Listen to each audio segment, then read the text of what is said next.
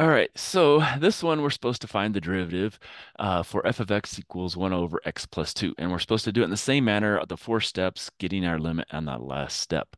So if we do that, basically what we're going to do is we're going to find all our 4 pieces. So first things first, try to get our, there we go, 1. So we're going to do f of x plus h. So if we plug that in here, we're going to get 1 over x plus h plus 2. That was pretty easy. 2.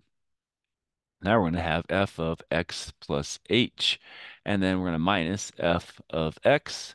So that's not too bad. So we're going to have 1 over x plus h plus 2 minus 1 over x plus 2.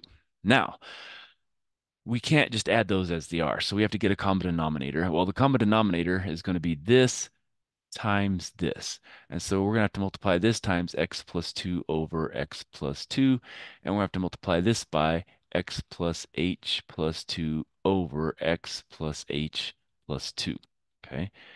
Now, when we do that, we're going to have on this side, it looks like x plus 2.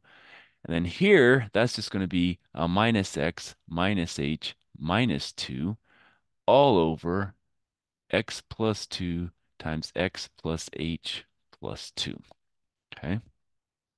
Now, looks like we have some canceling. This x will cancel that x, that 2 will cancel that 2, and we're left with, it looks like a minus h over x plus 2, x plus h plus 2. Okay. All right, so now we've done step 2. Now step 3, we're going to take that and divide by h. So we'll have f of x plus h minus f of x over h. And so we're going to have, looks like minus h over x plus 2, x plus h plus 2, all over h. Now, the complicated fraction over a fraction, the way to get rid of that is let's multiply by 1 over h here. So if we multiply by 1 over h here, that cancels that. We get 1 down here, so we're good. Now this h will cancel this, and we'll just have a minus 1. And so it looks like we're going to have a minus 1 over, and then we just have our x plus 2, x plus h plus 2. Okay, so that now is what we end up with end of step 3.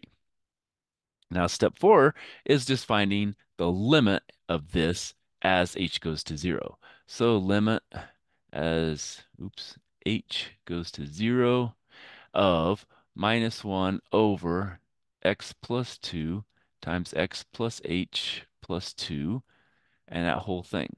And so basically we're just plugging in 0 in wherever h is. So that's going to go away. And so when we do that, that gives us a minus 1 over, it looks like x plus 2 times x plus 2.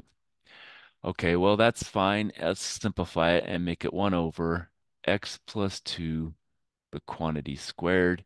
And what do we know here? Well, x cannot equal a negative 2, because if it does, that becomes 0 on the denominator. And so that will we're going to restrict it. So x cannot equal a negative 2 here. Okay.